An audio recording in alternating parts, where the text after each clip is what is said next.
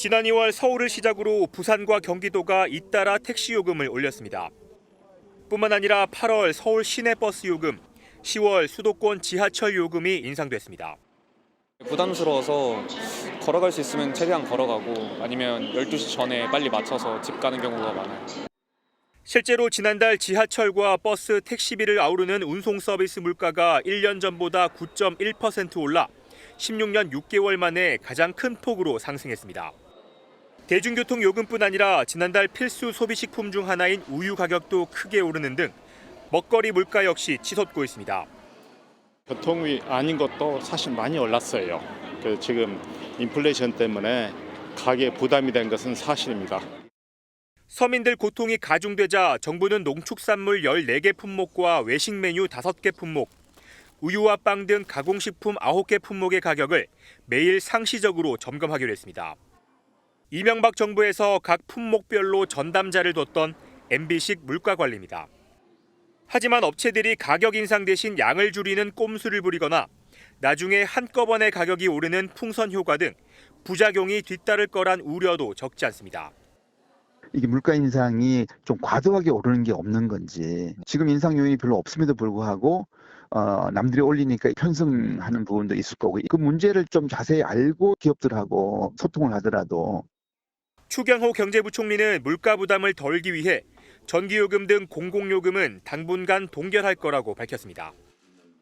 국내 한 식품업체가 만든 김입니다. 이 제품은 최근 양을 10% 줄였습니다. 이전 제품을 구해 비교해봤습니다. 보시는 것처럼 기존에 생산된 5g짜리 김은 0.5g씩 총 10장이었습니다. 하지만 최근 생산된 4.5g짜리 김은 한 장이 준 9장입니다. 대형마트에서 판매되는 국내 유명 만두 제품은 용량을 기존 405g에서 375g으로 줄였고, 한 맥주업체는 8개들이 상품 용량을 375ml에서 370ml로 줄였습니다. 가격 상승에 대한 정부 압박이 심해지자 제품 가격은 건드리지 않고 크기나 용량을 줄여 가격 인상 효과를 노리는 슈링크플레이션이 식품업체들에게 확산되고 있습니다. 금액은 동일하지만 안에 내용물을 줄였다는 게 아마 물가가 아마 올랐다 그래도 좀 기만하는 행동이나 조금 소비자를 좀 무시하는 행동이 아닌가. 업계 관계자는 원재료 값이 올랐는데 정부는 가격 인상 자제를 요청하고 있어 어쩔 수 없었다는 반응입니다. 독점력이 약한 부분에 대해서 가격에 개별적으로 개입하게 되는 경우에는 용량을 줄이든지 다른 부작용이 발생할 수 있기 때문에 시장 친화적으로 접근할 필요가 있다고 생각됩니다. 현행법상 양을 줄여도 포장 표시와 용량이 일치하면 문제가 안 된다는 점 때문에 가격 인상 대신 용량을 줄이는 꼼수는 계속 이어질 전망입니다. 지난달 우유의 소비자 물가 지수는 122.03을 기록했습니다. 지난해 같은 달보다 14.3% 증가한 수치로 2009년 8월 이후로 가장 높았습니다. 요거트 등 발효유도 14.7% 올랐고 아이스크림도 15.2%나 오르면서 밀크플레이션이 현실화했습니다. 소비자뿐만 아니라 우유와 유제품 사용량이 많은 자영업자들도 직접적인 타격을 받고 있습니다. 생크림이나 버터 같은 것도 당연히 따라 오를 테니까 그쪽이 어려울 거고, 당연히 제일 많이 쓰는 품목은 이제 우유가 들어간 음료들인데 원재료 값이 오르지만 오른다고 저희가 판매가를 오를 수는 없으니까. 외식 물가도 걱정입니다. 최근 주류업계가 잇따라 출고가를 인상한 만큼 일반 식당에서의 술값 상승폭은 더 커질 전망입니다. 걱정입니다. 지금 인건비도 오르고 이게 지금 해서 운영하기가 지금 엄청 다 힘들다고. 이 같은 물가 오름세에 정부도 별도의 TF를 꾸려 주요 식품 물가를 집중 관리하기로 했습니다.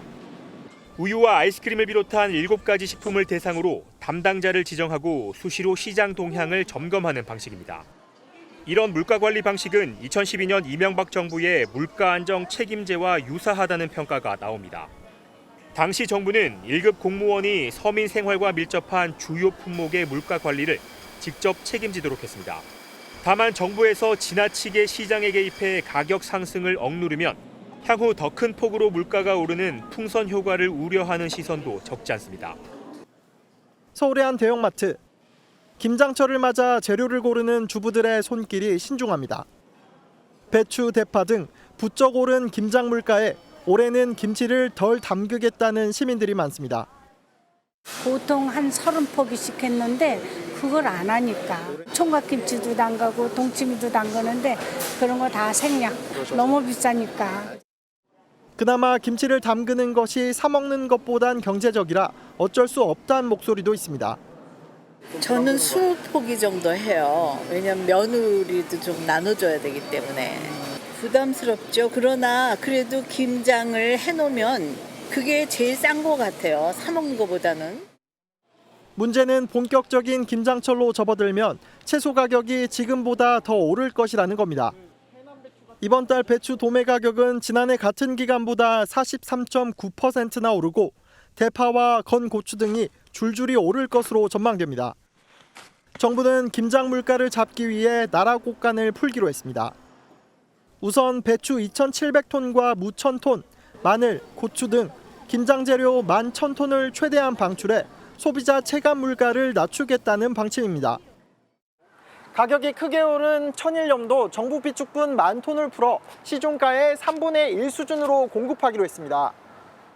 12월까지는 가을 배추가 나오는 만큼 비용 부담이 크다면 김장 시기를 조금 늦추는 것도 방법입니다.